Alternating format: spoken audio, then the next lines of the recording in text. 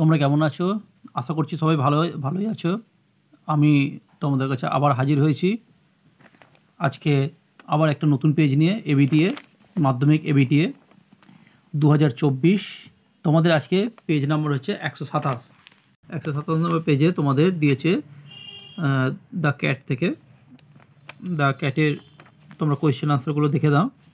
তোমাদের কাছে সবার কাছে বই আছে আশা করছি, তো তোমরা এই বই থেকে কিন্তু মিলিয়ে নাও যে আমি কোন আনসারগুলো বলছি। এখানে সব অপশান দিয়েছে, বলেছে write the correct alternative in the given space to complete the following sentences. এবারে দেখো প্রথম এটা বলছে true life begins for the cat after he goes out of the room. তাহলে এই একের দিকের আনসারটা হবে এরটা। এবারে দেখো বিয়েরটা the movement of the cat is, এর তিনের দিকের আনসারটা হবে কুইক বাট নয়েজলেস।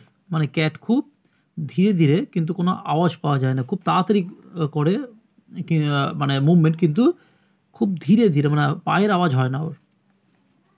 সিয়েরটা দেখো exiled in a new land the cat would have to learn a new geography. এইটা মানে নতুন জায়গায় গেলে ক্যাটকে আবার নতুনভাবে সেখানকার সমস্ত জায়গা সম্বন্ধে জানতে হয়। ডিয়েরটা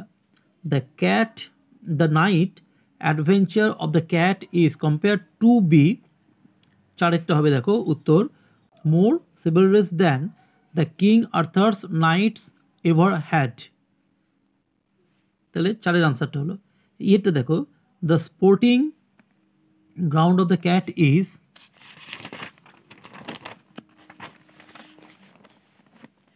অপশানগুলো দেখো, এটাও চারের দিকের আনসারটা হবে। চারের দিকের আনসারটা কি আছে? The suburban backyards. তাহলে একের b. Complete the following sentences with information from the text. এখানে দেখো এখানে কিছু তোমাদের ইনফরমেশন দিয়েছে, সেই ইনফরমেশনগুলো কমপ্লিট করতে হবে টেক্সট থেকে। এটা ড্যাশ দিয়েছে, ড্যাশের পর thought to be the enemies of the cat. তাহলে আমরা এখানে পেয়ে যাব দেখো dogs and small boys with Stones. এই লাইনটা তোমাদের হবে, এই লাইনটা বিয়ের দাগের একের আনসারটা হবে। মানে এরপর তোমরা কি করবে, এরপর ওর সাথে তোমরা লিখবে are thought to be the enemies of the cat. এর দুই দেখো leaving his friends the cat is unwilling to go with the family to a new place because, মানে তারা অনিচ্ছাকৃতভাবেই তাদেরকে ফ্যামিলির সাথে অন্য জায়গায় যেতে হয়। এর আনসারটা হবে তোমাদের দেখো এইখান থেকে in a new land he would have to learn a new geography. In a new land he have to learn a new geography. তাহলে এই লাইনটা একদম শেষে তোমাদেরকে এখানে ইনফরমেশনে জুড়ে দিতে হবে বিকজের পর। এরপর দেখো তিনেরটা in order to test the working ability of his muscles the cat. মানে in order to test the working ability of his muscle the cat, মানে নিজের মাসেল এবিলিটিকে যাচাই করার জন্য ক্যাট কী করতো। এখানে বিয়ের তিনের দাগের আনসারটা হচ্ছে দেখো এইখান থেকে হি stretches himself a few Times. এখান থেকে এতটা সে নিজেকে বেশ কয়েকবার স্ট্রেচ করে নিত, যেরকম আমরা স্ট্রেচিং এক্সারসাইজ করি ঠিক সেরকম টাইপের। এরপর দেখো আমরা চলে আসছি next feel in the chart with information from the text. এখানে ওয়েন অ্যান্ড হোয়াট দুটো দিয়েছে, মানে কখন এবং কি।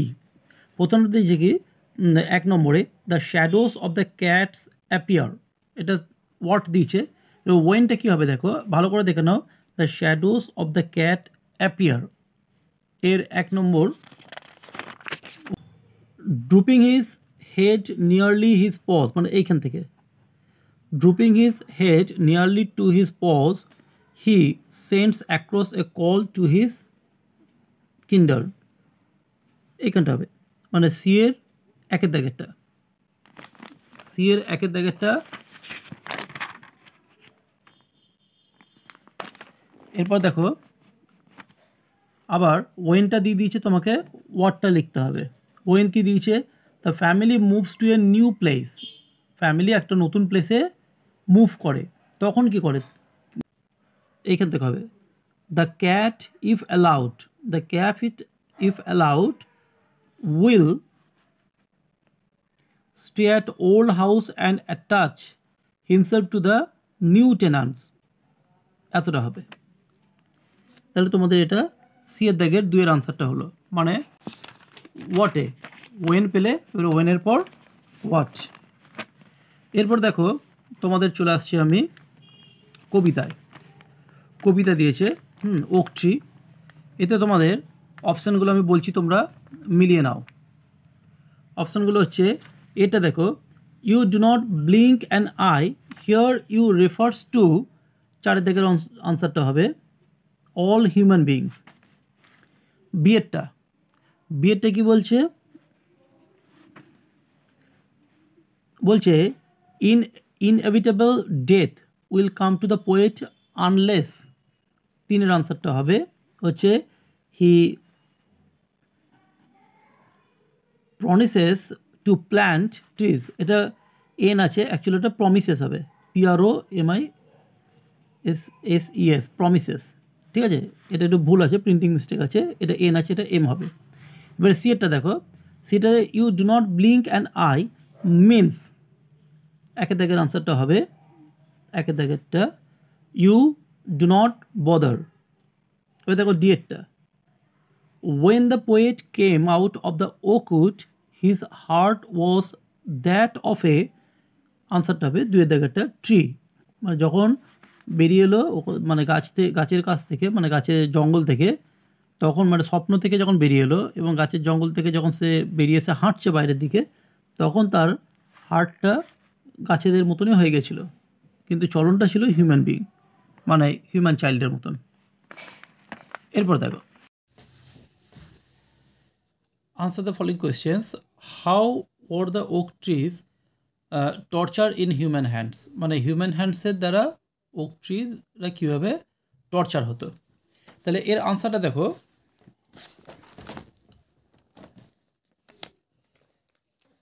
এর আনসারটা হচ্ছে 1 নম্বরে যে they are chop down and are torn up, এইটুকু লিখলেই হবে। এমনি আনসার অন্যরকমভাবে লেখা যায়, কিন্তু তোমরা এইটুকু লিখে দেবে তাহলেই হবে, they are chop down and torn up.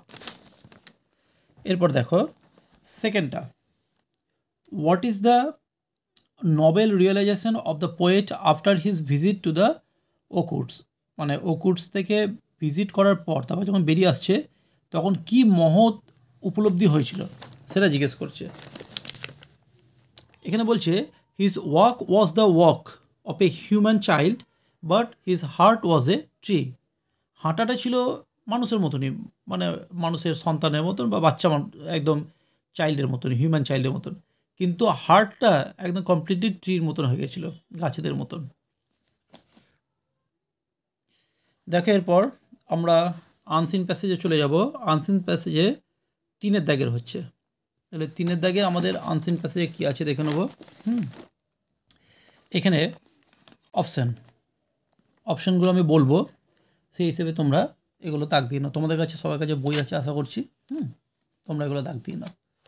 তো 3 এর দাগের 1-এরটা নীলশেখর মণ্ডল ওয়াজ ফ্রম, ডি এর আনসারটা হবে পশ্চিম মিদনাপুর।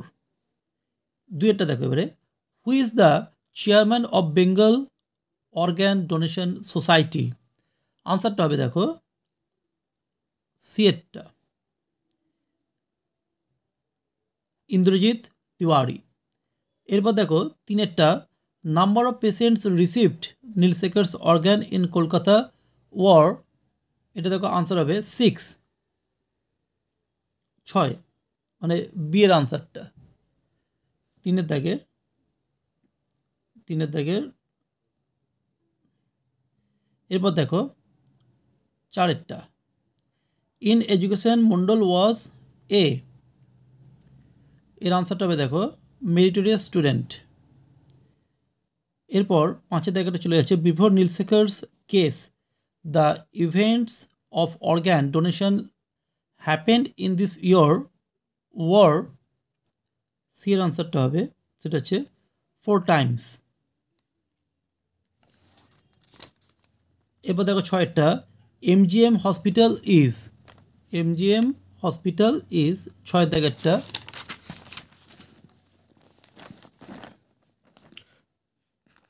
আনসার হবে দেখো বি, চেন্নাই। দেখো ট্রু ফলসে কি বলছে, একে জায়গাটা এতে কিন্তু সাপোর্টিং সেন্টেন্স দিতে হবে।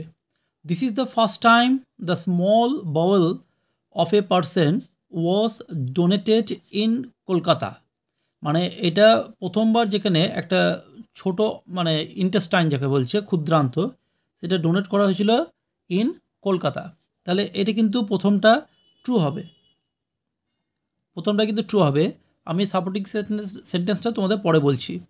2 নম্বরটা, নীলশেখর মণ্ডল ওয়াজ আ মেডিকেল স্টুডেন্ট, তাহলে এটা কিন্তু ফলস হবে। সেকেন্ডটা তোমরা মনে রাখবে ফলস হবে, আমি এখানে লিখেও দিচ্ছি, তোমরা দেখে নাও। 1 kidney was donated to 59-year-old female patient at Apollo Hospital, তাহলে এটাও কিন্তু ফলস হবে। তাহলে প্রথমটা ট্রু, তারপরটা ফলস, তারপরটা ফলস, ঠিক আছে। এরপর হ্যাঁ তোমরা সাপোর্টিং সেন্টেন্সগুলো দেখে নাও। এই 3-এর বিয়ের দাগে মানে আনসেনের 1 নম্বরের সাপোর্টিং সেন্টেন্স ট্রু, তার এগেনস্টে হবে দেখো, this is the first time that a small ball has been harvested in the city, তাহলে এটা 1 নম্বরের জন্য। এরপর 2 নম্বরটা দেখো, 2 নম্বরটা কি, 2 নম্বরটা হচ্ছে কিন্তু ফলস, তাহলে ফলসের জন্য যে সাপোর্টিং সেন্টেন্সটা সেটা দেখে নাও, সেটা হচ্ছে despite intensive support comma Mondal comma who just graduated in engineering suffered brain stream death, তাহলে 2 নম্বরের সাপোর্টিং সেন্টেন্সটা তোমরা একটু দেখে নাও। এরপর 3 নম্বরের যে সাপোর্টিং সেন্টেন্সটা সেটা হচ্ছে ফলস, তার এগেনস্টে যেটা হবে দেখে নাও, 1 kidney to a 54-year-old male at Apollo Hospital, তাহলে তোমরা দেখে নিলে সাপোর্টিং সেন্টেন্সটা। তাহলে ভালো করে সাপোর্টিং সেন্টেন্সটা দেখে নিয়ে দরকারটা নোট করে নাও, হ্যাঁ, আর বইয়ে দাগ দিয়ে নিতে পারো, বই থেকে লেখা এটা, বইয়ের বাইরে নয়। যাই হোক, এরপর তোমাদের আসছি আমি কোয়েশ্চেন আনসার। দেখো আনসিন প্যাসেজের যে কোয়েশ্চেন আনসারগুলো রয়েছে সেই কোয়েশ্চেন আনসারগুলো ফলো করো। Answer the following questions. 1 নম্বর, name 2 cousins of Nilshekhar Mondal, Nilshekhar মণ্ডলের 2জন কাজিনসের নাম বলতে হবে। দেখো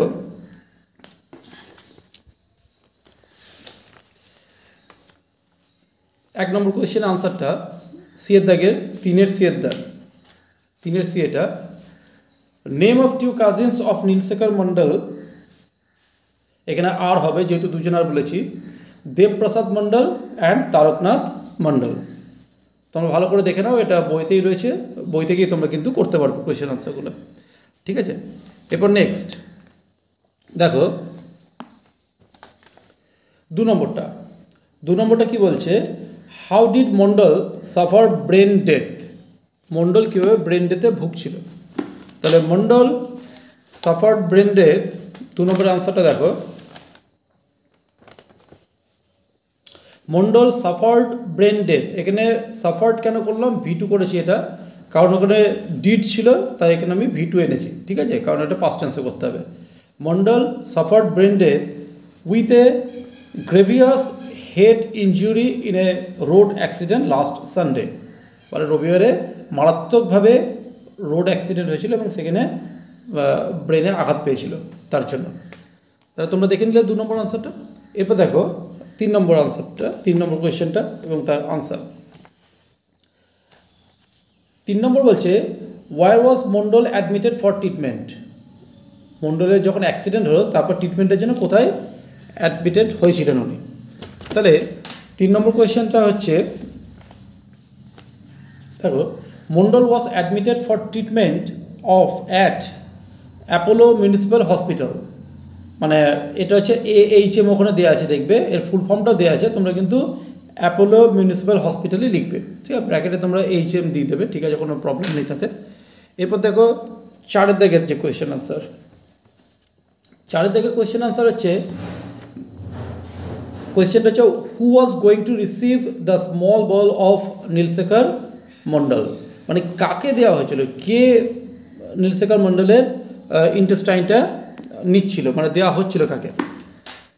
দেখো 4 নম্বরের কোয়েশ্চেন আনসারটা, সেটা হচ্ছে the small bowel of Nilshekhar Mondal was going to receive an 8-year-old, মানে একটা 8 বছরের বাচ্চাকে দেওয়া হচ্ছিল। তাই তোমরা ভালো করে এগুলো দেখে নাও আনসারগুলো, এবং এগুলো তোমরা খাতায় নোট করে নাও, অথবা তোমাদের আনসিন প্যাসেজের মধ্যেই কিন্তু এই লাইনগুলো রয়েছে, সেটা তোমরা দাগ দিয়ে নাও, ঠিক আছে। শুধুমাত্র এই 2 নম্বরের যে কোয়েশ্চেনের আনসারটা, এই 2 নম্বরের আনসারটা একটুখানি গুছিয়ে লিখতে হয়েছে, বা 1 নম্বরেরটাও তাই একটু গুছিয়ে লিখতে হয়েছে, বাকি এগুলো মোটামুটি সব বইতে 3 আর 4টা মোটামুটি বই থেকেই পেয়ে যাবে, ঠিক আছে। চলো নেক্সট কোয়েশ্চেনের জন্য দেখি। 4 নম্বর গ্রামার অ্যান্ড ভোকাবুলারি। এইখানে দেখো write the correct alternative to fill in the blanks. When Salim Ali dash home, তাহলে এখানে কী হবে, রিটার্ন হোম, এইটা। হি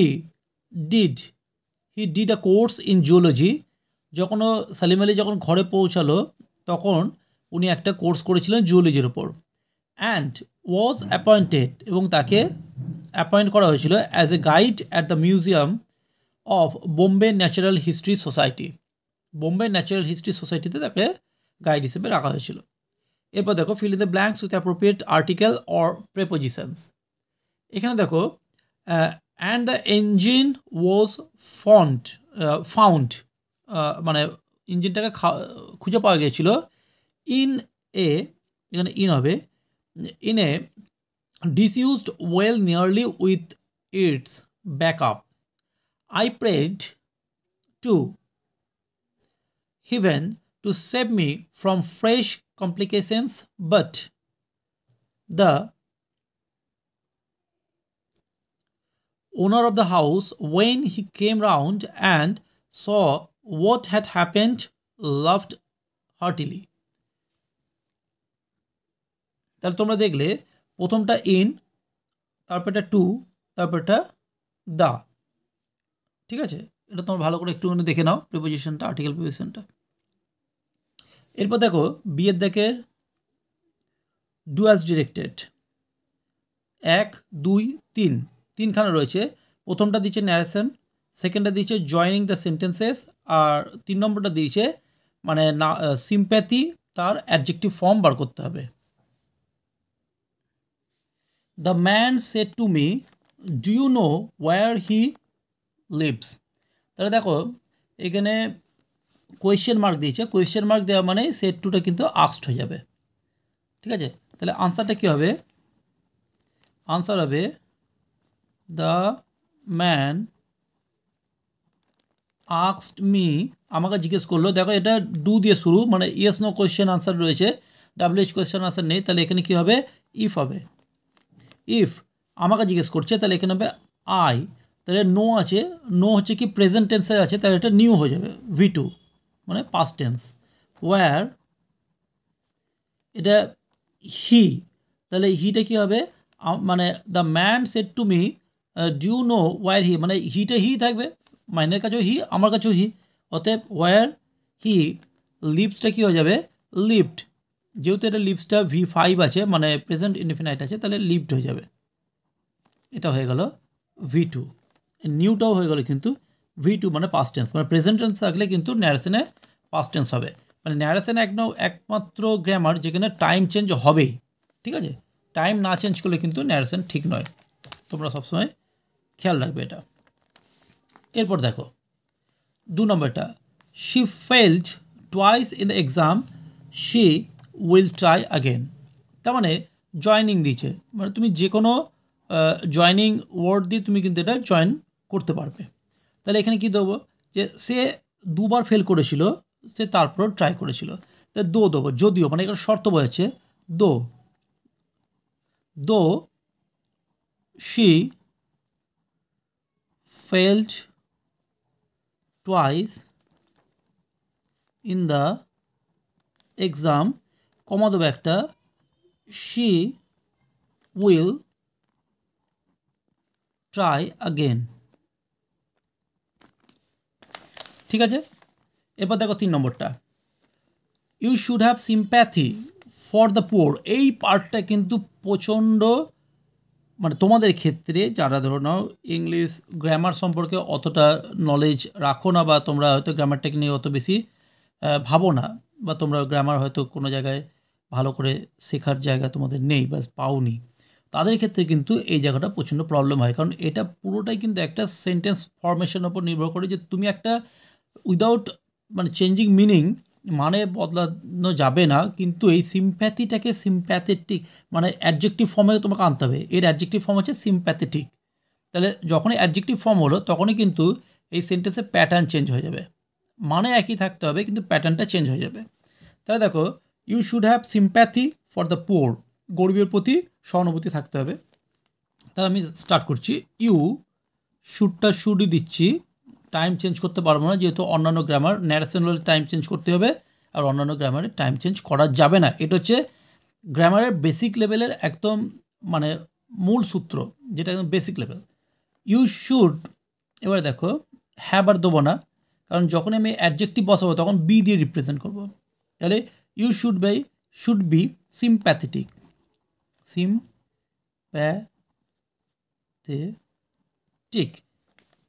এবার এটা ফরটা সিম্প্যাথেটিকের সঙ্গে টু খায়, টু দ্য পোর।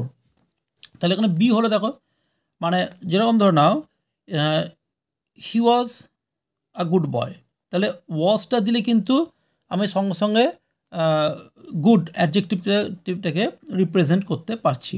ঠিক আছে, he will be good, he will be good, তাহলে সেরকমই ইউ শুড বি সিম্প্যাথেটিক, মানে এখানে গুডের জায়গায় এটা জাস্ট অল্টার হলো, মানে গুডের ইন রিপ্লেস অফ গুড এখানে সিম্প্যাথেটিক বসলো। তাহলে তুমি বুঝতে পারলে এটা অ্যাডজেক্টিভ ফর্ম হয়ে গেল। ঠিক আছে, এরপর দেখো আমরা সি এর জায়গায় চলে আসছি। সি এর জায়গায় কিন্তু ফ্রেজাল ভার্ব, মানে you should abolish our, we should abolish our bad habits, মানে আমাদের অ্যাবলিশ মানে আমাদের ত্যাগ করা উচিত খারাপ অভ্যাস। He pretended an air of innocence, মানে ভান করা, সে মানে ইনোসেন্স মানে বোকা হওয়ার ভান করলো।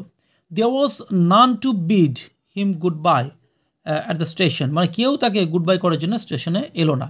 তাহলে এই তিনটে ফ্রেজাল ভার্বের দেখো মানে কি হতে পারে, এখানে দিয়েও দিয়েছে, দেখো দিয়ে দিয়েছে কি put on, send off, take on, do away with. এবার কোনটা কার সঙ্গে কী হবে সেটা দেখে নাও। দেখো অ্যাবলিশ, তাহলে অ্যাবলিশ দিয়েছে, অ্যাবলিশের সঙ্গে কিন্তু হবে ডু অ্যাওয়ে উইথ। ভালো করে খেয়াল রাখবে, অ্যাবলিশটা যেহেতু এখানে প্রেজেন্ট টেন্সে আছে তাই আমি এখানে ডু অ্যাওয়েথই লিখলাম, যদি পাস্ট টেন্সে হতো তাহলে কিন্তু ওয়েন্ট লিখতে হতো এটা ডুয়ের জায়গায়। এবার প্রিটেন্টেড, প্রিটেন্টেডেরই হচ্ছে ওখানে আছে তোমার টেক অন, কিন্তু এটা হয়ে যাবে যেহেতু ইডি আছে, V2 ফর্ম আছে, তাহলে কী হবে টুক, টুক অন। এবার দেখো এখানে বিড আছে, বিডটা হয়ে যাবে কি সেন্ড অফ। তাহলে দেখলে ফ্রেজাল ভার্বটা তোমরা ঠিক করে দেখে নাও। এই হচ্ছে তোমাদের ফ্রেজাল ভার্ব। এরপর নেক্সট তোমাদের 6 নম্বর, এই 6 দেখে দেখো কি দিয়েছে, give below are the meaning of 4 words which you will find in the passage in question number 3। Question number 3 মানে আনসিনের প্যাসেজে রয়েছে ওয়ার্ড, সেই ওয়ার্ডের মিনিংগুলো তোমাকে বার করতে হবে, খুঁজে বার করতে হবে। আমি এখানে তোমাদের জন্য অলরেডি সুবিধার জন্য করে রেখেছি। দেখো এখানে প্রথম ওয়ার্ডটা কি আছে, প্রথম ওয়ার্ডটা আছে ডিস্ট্রিবিউটেড, ডিস্ট্রিবিউটেড। তাহলে এর মিনিং হচ্ছে কি, এটা কিন্তু আনসিন প্যাসেজেই রয়েছে, তুমি নিজের মনের মতন লিখতে পারবে না, তুমি যদি অন্য মানেও তুমি কিন্তু এটা নিজের মনের মতন লিখতে পারবে না, তুমি যদি অন্য মানে জেনেও থাকো তাও কিন্তু তুমি নিজের মতন লিখতে পারবে না, কারণ এটা আনসিন প্যাসেজ থেকে তোমাকে লিখতে হবে। ঠিক আছে, তো যাই হোক এটা হচ্ছে তোমাকে LLO CATED, অ্যালোকেটেড। এরপর দেখো ভেরি সিরিয়াস হচ্ছে কি ক্রিটিক্যাল, CRITI, ক্রিটিক্যাল। এটা কিন্তু আছে তোমার আনসিন প্যাসেজে রয়েছে, আমি নিজের মনের মতন কিন্তু দিচ্ছি না, ঠিক আছে। তারপর হচ্ছে কি এক্সট্রাক্টেড সামথিং হচ্ছে RETREIEVED,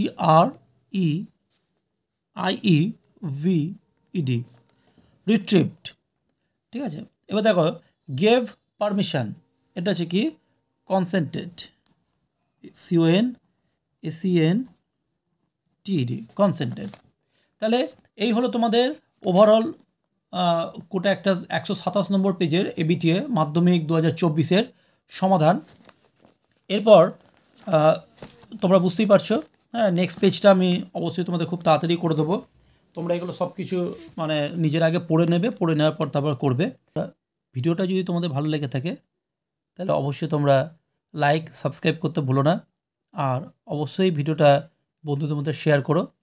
আর এখানে যারা নতুন এসছো বা নতুন আমার চ্যানেলে, তারা সাবস্ক্রাইব করতে যেন একদমই ভুলো না। আর অবশ্যই বেল বাটনটা অন করে রেখো, তাহলে তোমরা পরবর্তী সমস্ত ভিডিও আগে আগে পেয়ে যাবে, এবং অবশ্যই তোমরা উপকৃত হবে, এবং আমিও তোমাদের দ্বারা উপকৃত অবশ্যই হব।